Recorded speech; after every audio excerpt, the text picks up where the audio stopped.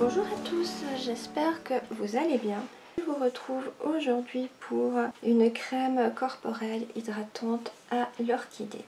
C'est pas trop la saison de faire une crème comme ça, mais c'est un soin que l'on peut se faire en été si on a la peau sèche, ce qui arrive souvent d'ailleurs avec le chlore, la mer, etc.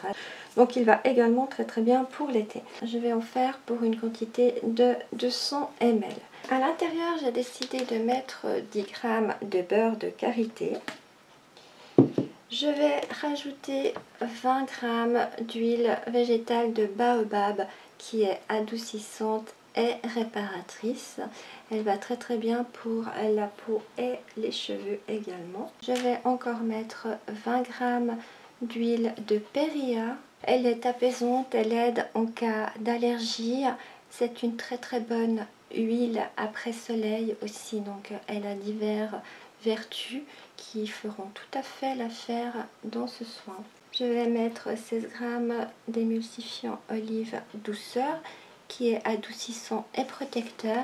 Donc c'est un émulsifiant qui se présente comme ça en morceaux. Il faut couper pour avoir la bonne quantité.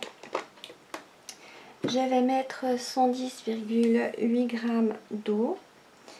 Je vais mettre 2 g d'allantoïne qui est adoucissant et apaisant. 10 g de lait de coco en poudre qui est nourrissant et apaisant.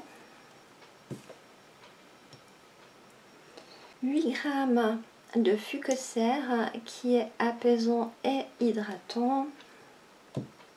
1,2 g de Cosgarde qui est le conservateur.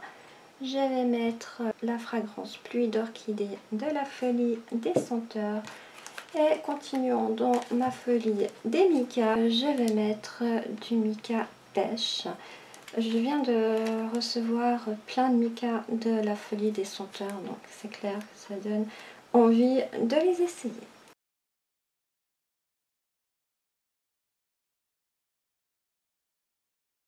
J'ai déjà pesé mes quantités. Dans ce récipient, j'ai 10 g de beurre de karité, 20 g d'huile de baobab, 20 g d'huile de périlla, 16 g d'olive douceur et un petit peu de mon mica.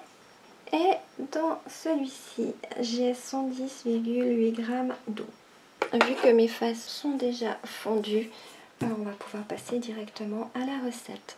Je prends ma phase aqueuse à laquelle je vais rajouter mes 10 g de poudre de coco et mes 2 g d'allantoïne.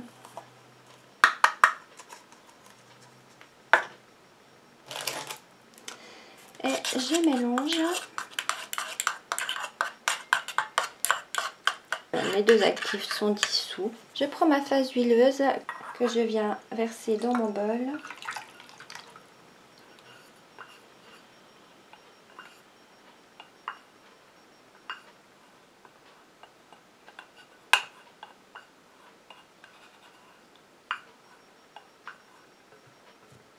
Et je rajoute ma phase aqueuse tout en mélangeant.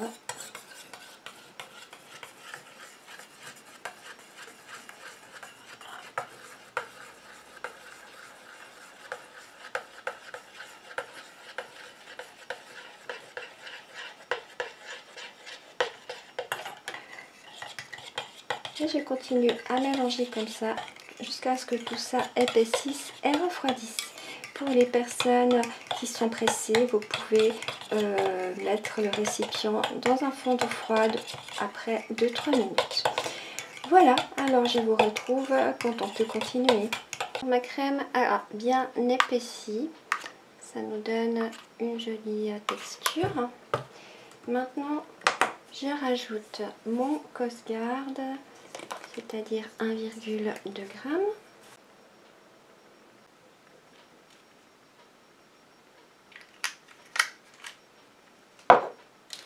Je mélange.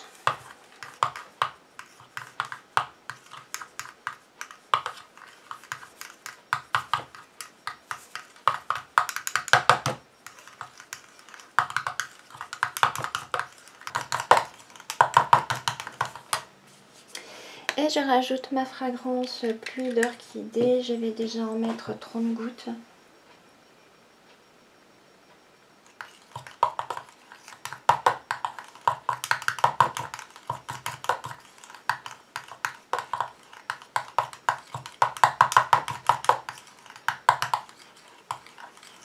Voilà, ma crème est terminée, plus qu'à la mettre en pot.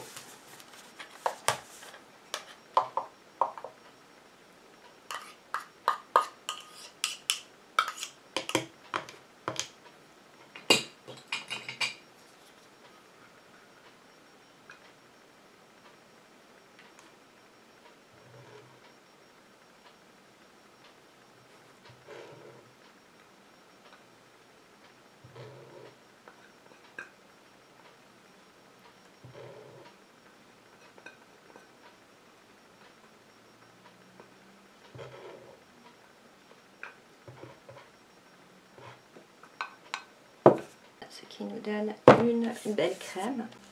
J'espère que cette recette vous aura plu. Bien sûr, je vous donnerai mon avis sur cette crème dans le bilan. Et en attendant, je vous dis à tout bientôt. Bye bye!